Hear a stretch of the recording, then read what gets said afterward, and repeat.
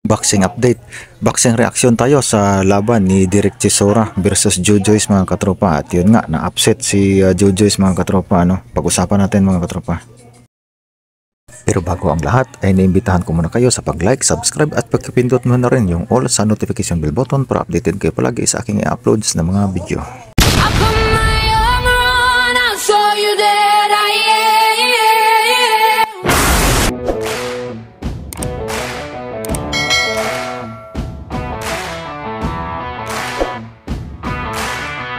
Personal na pinanood ng current undisputed heavyweight world champion na si Alexander Usyk ang laban ni Derek Chisora versus Joe Joyce mga katropa.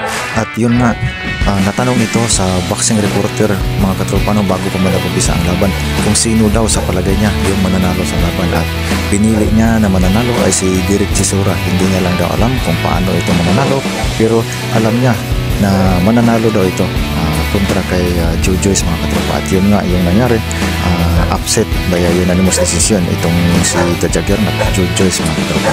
So ayun, maganda naman yung umpisa ng laban mga katropa, papalitan agad ng mga kombinasyon, at yung strategy na pinakita ni Derek Chisora ay binabanata niya sa katawan itong si Joe Joyce. So yun nga, hindi tayo nagkamali, nakita natin parang wala ng motivation talaga, yung wala na yung dating bangis ni The Juggernaut Joe Joyce mga katropa. Kaya yun, tatumpak natin, nakuha natin yung ating tamang prediction na may upset nga na mangyayari. At yun nga, natumba si Joe Joyce sa round 9 at hindi na ito nakabawi. Pagdating ng round 10, ayun, palitan pa rin yung mga dalawang heavyweight mga katropa.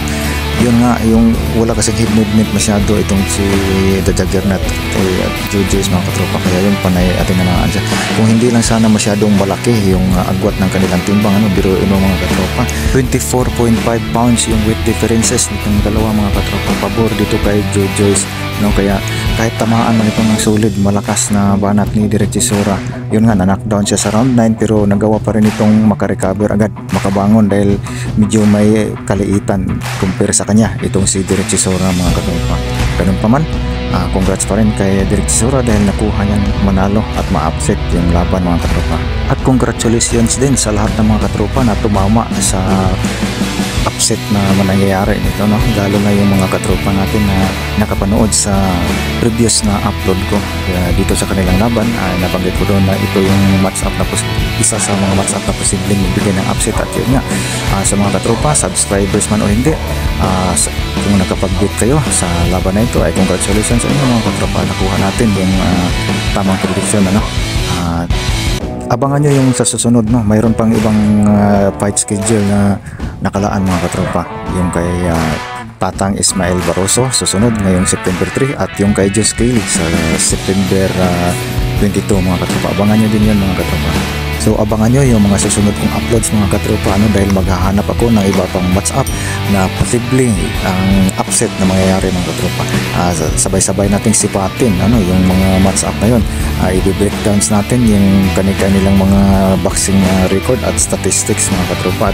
At tingnan nyo rin, gawin nyo lang yung bilang reference yung i-uploads ko ng mga video, at kung sasangayon ba kayo sa aking pananaw mga katropa. Again, maraming salamat at congratulations sa mga katropa natin na tumama yung sa upset dito kay Derek Chisora. Hanggang sa muli mga katropa, hanggang dito na lamang tayo.